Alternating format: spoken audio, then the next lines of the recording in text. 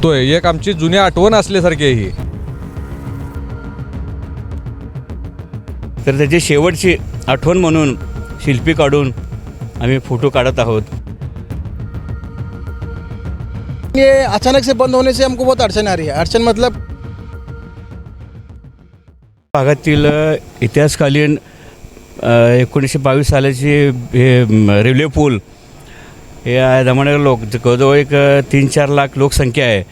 आता त्या लोकसंख्येला हे इथून जाणं येणं सोयीचं होतं, पण ते जुनं पूल झाल्यामुळं तर पाडण्यात येत आहे.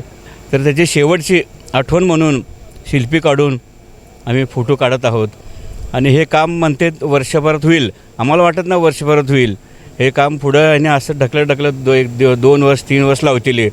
तर इकडच्या लोकांची गैरसोय होऊ नये म्हणून वर्ष म्हणलेत ना, निदान वर्षात आतच करावे ही अशी आमची इच्छा आहे. तुमचं वय किती आहे आणि किती वर्षापासून हे पूल बघता? हे आम्ही आता वय माझं 55 आहे. आता मी जवळजवळ 30-40 वर्षापासून हे पूल बघतो. आमचं येणं जाणं दररोज इथूनच आहे. आणि आता आम्हाला वर्षभर म्हणल्यावर आता जाणं येणं घरी खूप म्हणजे लांबचं व्हायला आहे. आणि रिक्षावाले तर आता पैसे जास्त घेणार. मग हे लोकांचे हे गैरसोय होऊ नये म्हणून तर लवकर पूल बांधावे ही अशी आमची इच्छा आहे. मी जवळपास आता माझं वय 53 वय आहे. मी जवळपास जन्मल्यापासून हा ब्रिज बघतोय, एक आमची जुनी आठवण असल्यासारखी आहे ही. परंतु कसं आहे, हे ब्रिज पाडण्याआधी रेल्वेने म्हणा किंवा सोलापूर महानगरपालिकेने पर्यायी रस्त्याची चांगली व्यवस्था करायला पाहिजे होती. आता कसं आहे की ह्या ब्रिजच्या पलीकडे जवळपास 1.5 ते 2 लाख लोक राहतात.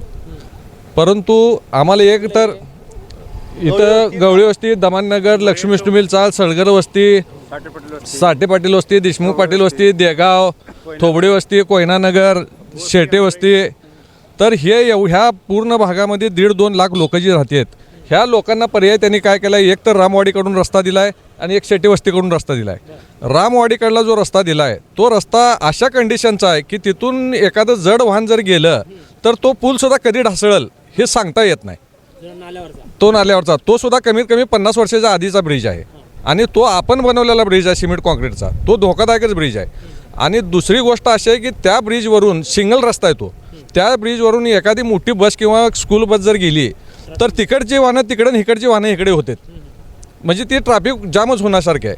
आणि शेटेवस्तीचा ब्रिज असा आहे की तो सिंगलच रस्ता आहे. तिथून जर एखादी कार जरी पास व्हायची म्हणलं तर दोन्हीकडली ट्रॅफिक जाम होऊन जाते. शाळेची मुलं जाणार आहेत, शाळेच्या मुलांना टायमामध्ये शाळेत पोचावं लागतं, नोकरदार लोकांना टायमात पोचावं लागतं. आता इंद्रधनुमध्ये जवळपास सोलापुरातील सगळे टॉपचे उच्चप्रभू वस्तीमध्ये म्हणल्यासारखे थोडक्यात 50 डॉक्टर तिथं राहिले आहेत. एमर्जन्सी त्यांना रात्री बेरात्री कधीही निघावं लागतं. तर त्यांना एमर्जन्सी जाणं 4 व्हीलर, ते तर 2 व्हीलरवर कधी जात नाहीत. 4 व्हीलर त्यांची कुठूनच पास होत नाही दोन्ही बाजूने विचार केला तर ह्याचा विचार ट्रॅफिक पोलीस थांबवलेत. परंतु मोठं वाहन आल्यानंतर मी म्हणल्यासारखं ते पास झालं पाहिजे ना. एमर्जन्सीसाठी ती माणसं एमर्जन्सी जाऊ शकत नाहीत फास्ट. 54 मीटरचा रस्ता काय झाला का? 54 मीटरचा रस्ता 6 महिने रेल्वे वाट बघायला आली. महानगरपालिकेला कुणी विचारणारच नाही. आता सगळं झाल्यानंतर त्यांनी रस्ता खांदून ठेवला डोक्या एवढा. अर्धवट म्हणजे अजून काहीच नाही. तो रस्ता व्हायला 15 दिवस म्हणतात, पण महिना जाईल माझ्या मते तो रस्ता तयार व्हायला. काय परिस्थिती आहे? कारण आता बघितलं तर सगळं आता सध्या लॉकडाऊनमध्ये जी परिस्थिती होती 3 वर्षाची, तशी ही लॉकडाऊनसारखी अवस्था होऊन बसलेली आहे. तुम्हाला ह्या ब्रिजवरती कुणीही माणूस दिसणार नाही. पण पूल तर पाडणं जरुरी आहे, कारण जुना झाला. पूल पाडणं गरजेचं आहे. तोही धोकादायक आहे. लोकांच्या म्हणजे जीवन मरणाचा प्रश्न आहे. परंतु पूल पाडणं गरजेचं आहे. परंतु महापालिकेने पर्याय रस्ता सुद्धा दिला पाहिजे लोकांना. हे सगळ्यात महत्त्वाचं आहे. मेरा नाम हाजी मलंग गारे है.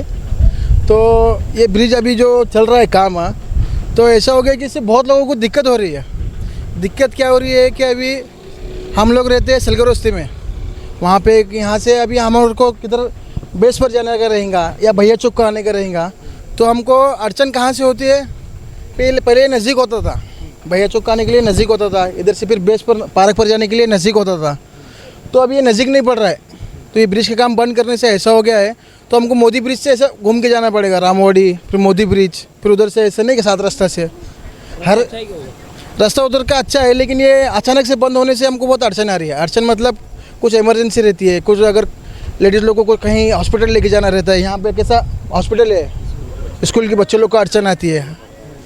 हर बात अभी कैसा हो रहा है, हाँ दूसरे महीने में परीक्षा है। बच्चे लोगों की परीक्षा है। और कैसा है अभी जो कुछ कुछ अड़चन आ रही क्या आ रही, हमको यहाँ से जो नज़दीक पड़ता था ना वो बहुत दूर पड़ रहा है।